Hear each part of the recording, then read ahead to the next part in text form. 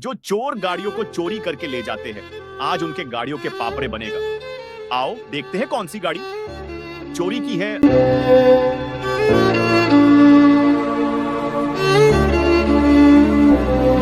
लगता है यही गाड़ी चोरी की है, लेकिन उसे देखने से पहले बेटा मुझे देखकर इग्नोर मत करना। इस बार जो भी एग्जाम में पास होना चाहता है पास कर दूंगी, मगर मेरा भी एक काम करना होगा। तुम्हें इस वीडियो को एक लाइक और चैनल को सब्सक्राइब करना होगा और अपने 5 सच्चे मित्र को शेयर करना होगा। और बेटे जाते जाते कमेंट में सरस्वती माँ लिखते जाना। और इसका तो पापड़े बन ही गया।